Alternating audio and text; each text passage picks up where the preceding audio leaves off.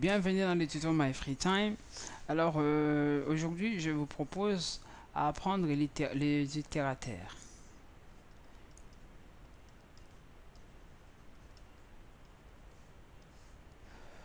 Soit le boucle quoi. On va parler de boucle. Voilà. Alors là, point 4. A, je vous propose de parler un peu de boucle for.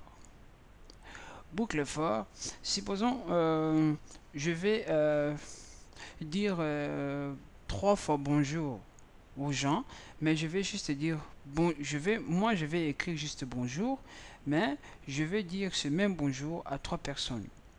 Ben, si on regarde dans le programme là, qu'est-ce que si on veut le coder en exemple, hein, dire 3 fois bonjour.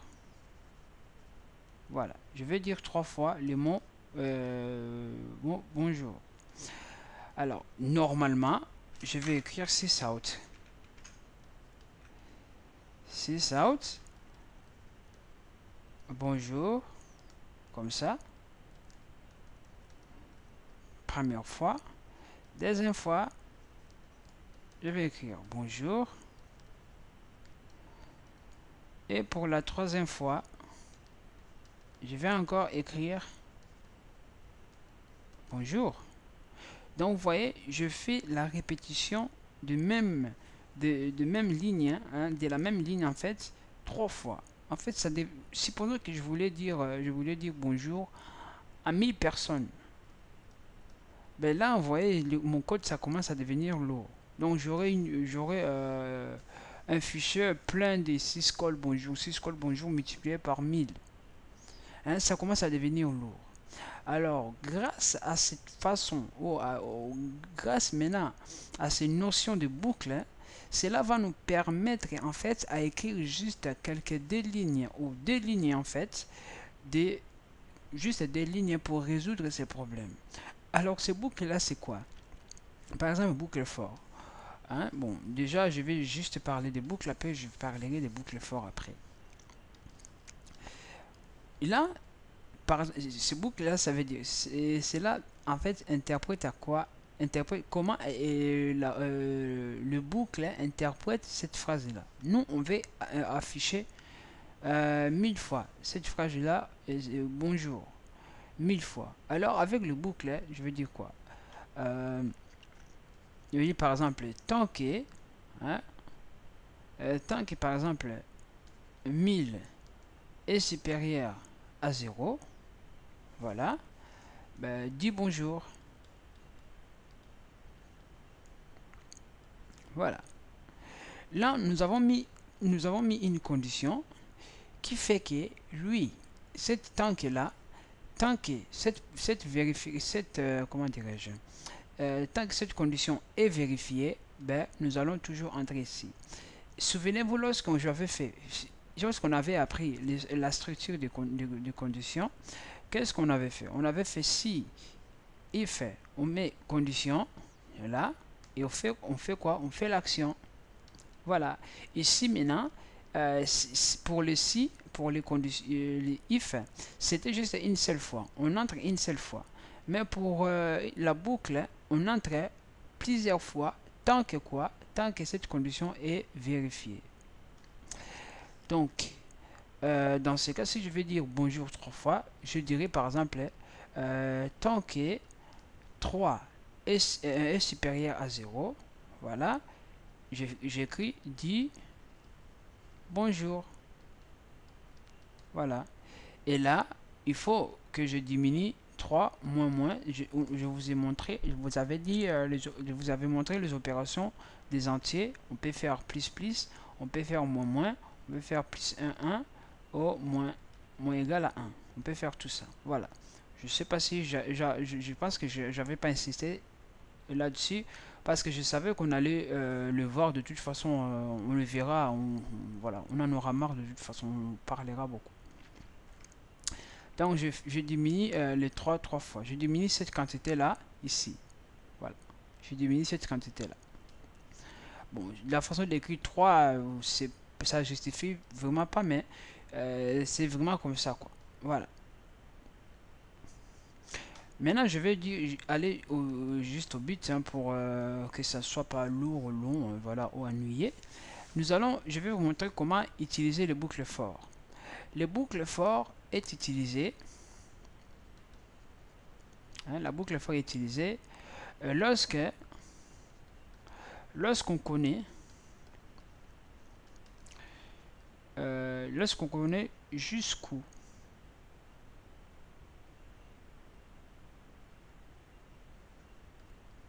on va s'arrêter. Donc si on connaît notre cas de base, si on connaît ici tout ça, hein, tout ça c'est juste un cas de base au point d'arrêt, au cas d'arrêt. Si on connaît notre cas d'arrêt, on peut utiliser boucle for. Voilà. Et boucle for, hein, for est divisé en 4 parties si je ne me trompe pas. Nous avons première partie, donc nous avons initialisation. Nous avons deuxième, donc ça premier, D, nous avons les conditions, peut-être une ou plusieurs. 3, nous avons l'action et 4, nous avons l'itérateur. Voilà. Et 4, nous avons l'itérateur. Ça, en fait, c'est vraiment lorsqu'on parle de boucle normale. Plus tard, on verra des boucles comme on a fait for each. Hein, c'est un peu une boucle différente. Mais pour l'instant, en fait, on travaille vraiment. On veut faire simple. Vraiment simple. Ça, c'est vraiment une stratégie qui existe pratiquement je dis pratiquement dans tous les langages. Dans tous les langages, en fait.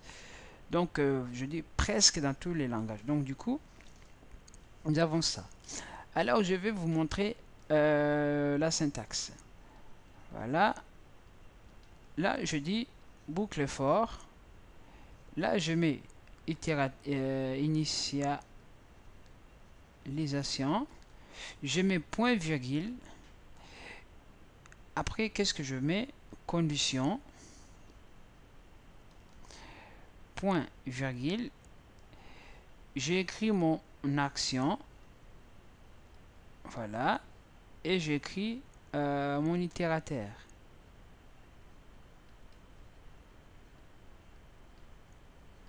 Voilà. Exemple. Int itérateur égale à 0. J'écris for. Là, je peux même faire itérateur, juste le déclare itérateur. Itérateur, il faut le connaître. Et là, j'initialise itérateur. Je dis non, initialisation, je vais faire itérateur, voilà, itérateur.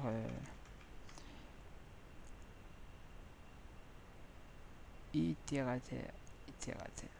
Voilà, excusez-moi. Itérateur. Je l'initialise à 0. Je dis tant que itérateur est inférieur, par exemple, ici à 3. Avance itérateur plus. Donc, additionne 1 à itérateur. Je fais évoluer itérateur.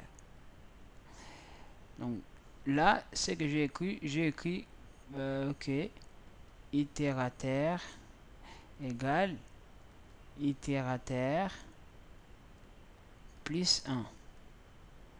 Voilà, c'est ce que je viens d'écrire. Là, cette écriture-là.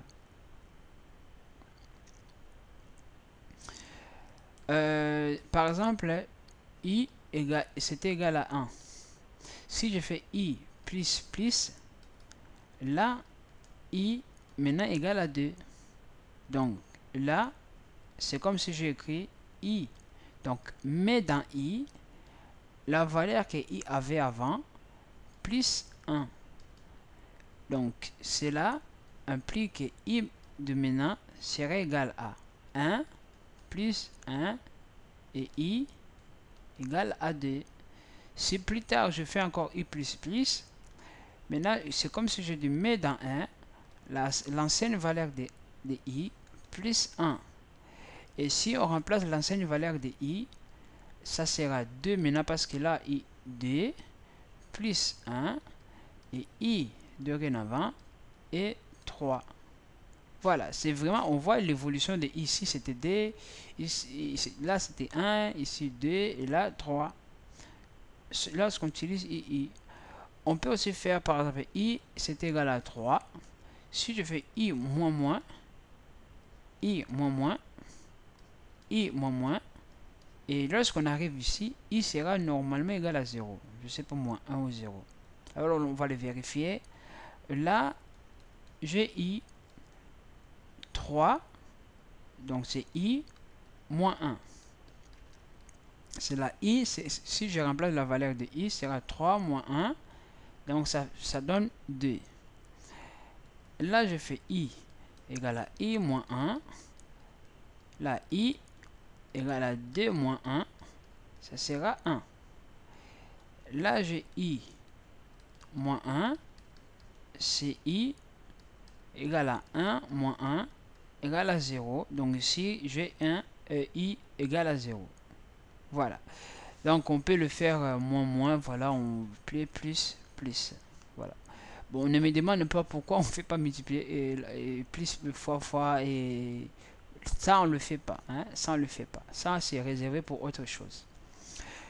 Bon, je pense que maintenant, comme vous avez compris cette façon d'écrire là i++, donc je peux justement continuer mon explication. Pour l'instant, on utilise là. Après, je vais vous montrer une autre façon d'écrire cette façon-là et ce truc-là. Voilà. Bah, il y a l'ordre, hein. Il y a deux façons de le faire. Voilà. De mettre plus devant ou derrière. Donc pour l'instant, on le met après ici. Et là, qu'est-ce que je vais dire? Je mets 6 out. Bonjour. Voilà. Donc, qu'est-ce que vous allez faire ici? Qu'est-ce que cette partie-là va faire?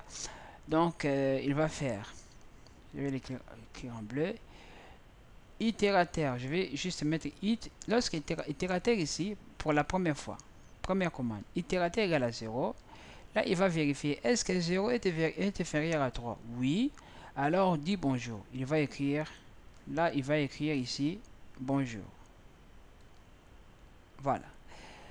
Et lorsqu'il écrit bonjour, lorsque cette condition est vérifiée, il écrit bonjour. Lorsqu'il finit donc sa première action, deuxième action, là c'est troisième action, et qu'est-ce qu'il va faire? Il va venir ici, il va venir faire i++. Or 0 plus 1, ça fait 1. Ça c'est première fois. Deuxième fois, lorsqu'il va entrer dans cette boucle, là on ne va plus venir ici. On va directement, on vient là. Lorsqu'on vient là, pour la deuxième fois, on n'ira plus à initialiser. Si on initialise, on entrera dans une boucle infinie. Boucle qui sera toujours vraie, donc du coup, on n'arrivera pas au bout. Voilà pourquoi, lorsqu'on fait, on initialise, on fait la partie 2, on fait la partie 3, on fait la partie 4. Après, on n'entrera plus dans la partie 1. Donc du coup, on entrera juste D, 3, 4, D, 3, 4, D, 3, 4. Juste comme ça, c'est circulaire. D, 3, 4. Comme ça. D, 3, 4. Donc du coup, là, on a, et notre it est égal à combien? Est égal à 1. Il fait, est-ce que 1 est inférieur à 3? Oui. On dit encore une fois, bonjour. Et on avance i++, donc j'aurai 2. Mon it sera égal à d. Alors, it égale à d. Ici, il va faire, est-ce que D est inférieur à 3? Ben oui, D est inférieur à 3. Alors, dis bonjour. Il dit bonjour. Et on ajoute donc I égale à 3. Lorsqu'on arrive à I égale à 3, I égale à 3, et là, qu'est-ce qu'on fait? On pose encore la question, est-ce que 3 est inférieur à 3? Ben, 3 n'est pas inférieur à 3. 3 est égal à 3. Là, ça ne marche pas. Donc, du coup, on sort. On n'entrera plus ici pour écrire. On n'entrera plus. Donc, du coup, on a écrit combien de fois? 3 fois bonjour. Je ne sais pas si vous avez compris. Vraiment, je ne sais pas si vous avez compris. Hein? Si vous avez compris, c'est chouette. Mais si vous n'avez pas compris, alors je vais encore reprendre. Je vais donner un autre exemple. Je vais compter par exemple. Je vais, bon, pas compter, mais je vais dire, oui, je vais compter des 1 à 3. Je fais, ici, je fais mon initialisation, je vais mettre juste 1. I comme ça. Je mets fort, I. Bon, là, je vais vraiment faire de façon que ça soit d'abord simple comme ça. Je déclare juste I comme ça. Ici, j'initialise mon I à 0. Je dis que I est, tant que I est inférieur à 3, à 0, n'importe quoi, à 5, donc je vais laisser à 3, comme ça, je fais quoi? Affiche-moi les I. Là, je compte, affiche-moi les I. Donc, je fais system out. Voilà, je vais laisser print out. Hein. Je sais que c'est... Bon, je vais l'écrire. System out. Print ln. Je vais... Ouais, print ln des I. Voilà. Et après, on incrémente, je fais I++. Qu'est-ce que fait cette partie de code? Lorsque I, la première fois, I égale à 0, on vérifie, I est 0. Là, je remplace 0 est inférieur à 3. Ici, je remplace I par 0. Hein. 0 est inférieur à 3. J'affiche quoi? J'affiche I. Là, j'affiche I, c'est 0. Et je fais quoi? J'incrémente. Incrémenter, je sais cette écriture là, c'est comme égal à 1. Donc c'est 0 plus 1, ça donne 1. Deuxième fois, j'ai dit qu'on n'entre plus dans l'initialisation. On vérifie, est-ce que 1, I maintenant égale à 1 ici. I égale à 1 ici. Donc je fais, est-ce que I, qui est 1 dans ce cas, est-ce que I est inférieur à 3? Là c'est 1. Non, oui, I est inférieur à 3. On dit oui, I est inférieur à 3. Qu'est-ce qu'on fait? On affiche I. Là, I c'est combien? C'est 1. On affiche 1. Et là, je vais faire I++.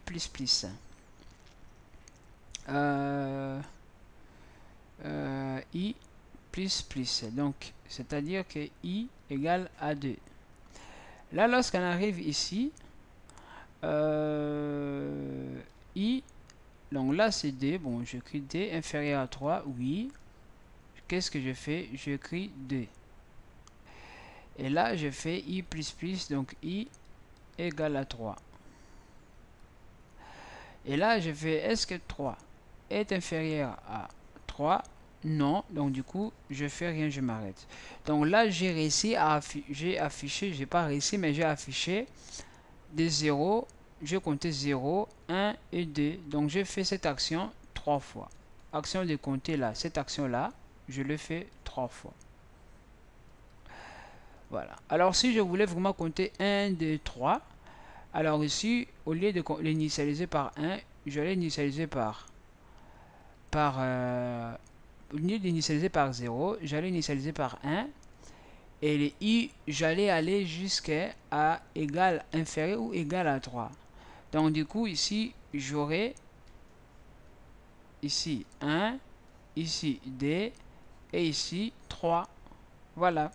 Donc je pense que pour les conditions là, j'ai dit et j'ai redit. Je vais maintenant faire en pratique comme ça. Donc je vais écrire par exemple I. Voilà, ça je déclare mon itérateur. Ben, lorsque je déclare ces i là comme ça comme itérateur, ben, c'est bon. Pour l'instant, je vais pas faire de commentaires, faire comme ça. Et là, je fais i, je l'initialise par 0. Je fais i inférieur à 3. Je fais i plus. Voilà, là j'ai séparé vraiment pour que ça soit lisible. Voilà. Ok. Après, qu'est-ce que je fais? Ici, je fais 6 out. J'écris à l'intérieur bonjour. Voilà. Qu'est-ce que j'aurai lorsque j'exécute? J'ai 3 fois bonjour, bonjour et bonjour. 3 fois bonjour. Alors, si je vais afficher les i pour voir comment il compte, hein, voilà, j'aurai 0, 1 et 2. Comme j'avais dit, si je vais avoir compté vraiment des 1 à 3, là j'initialise des 1, là je vais jusqu'à 3, là j'aurai 1, 2 et 3. Si je vais compter mes bonjours, je fais bonjour. Bonjour. Une fois.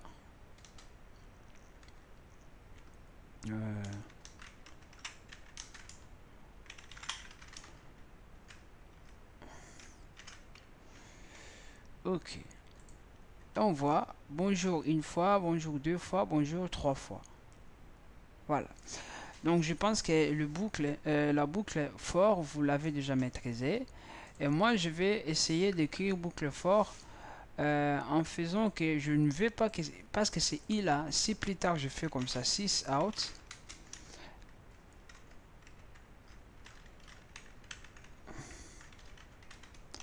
Si plus tard je fais 6 out de i, vous allez voir que là il m'affiche 4. Il m'affiche quand même la valeur des 4 des i.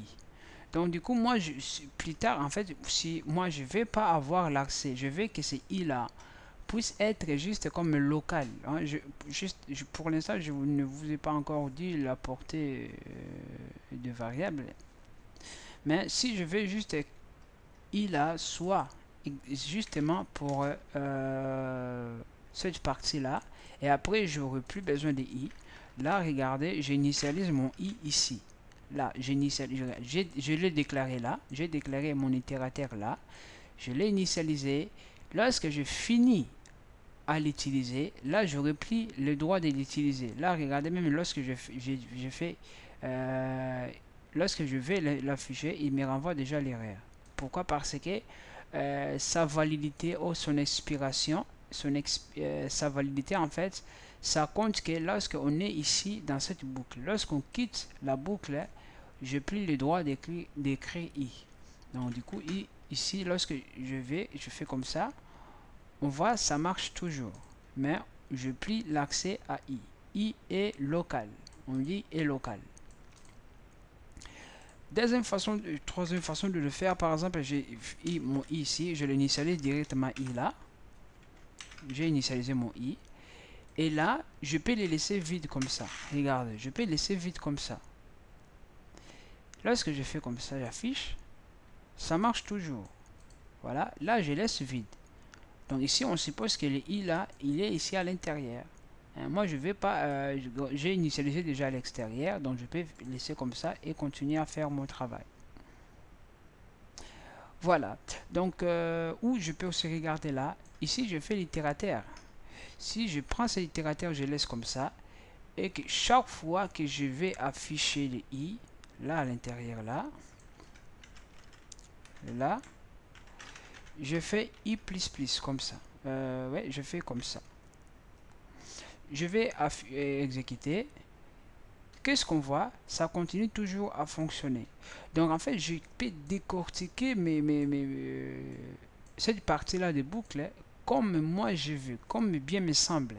Il suffit juste que là où je mis ma partie, ou la partie des boucles fonctionne très bien. Là, vous voyez, j'affiche i et je incrémente directement et on voit que si ça marche. Voilà, ça marche toujours. Parce que en fait, j'ai caché mon incrémentation. Je l'ai mis là. Hein, je l'ai mis là. Donc, je l'affiche et j'incrémente. J'affiche et j'incrémente. Bon, si ça paraît difficile, moi, je ne vous oblige pas de tout connaître. Moi, je vous donne vraiment les choses à savoir. Hein. Si vous avez vu que vous voulez rester dans les simples, c'est à vous de faire. La simplicité, c'est aussi bien. Ça aide à d'autres personnes de regarder votre code et de les comprendre rapidement et facilement. Donc voilà, donc pour d'autres personnes, en fait, la première fois lorsqu'ils voient ça, ben, elle est perdue quoi. Voilà, même moi, pour ma première fois lorsque je vis cette écriture, ben, je te perdis, vraiment perdu dans le Nil. Voilà, mais bon, au fur et à mesure qu'on découvre les choses, ben, on commence à se familiariser et ça devient naturel. J'ai beaucoup parlé sur la boucle for, donc je pense que je vais m'arrêter par là et on continuera donc à parler d'autres boucles dans le bon, dans la vidéo prochaine.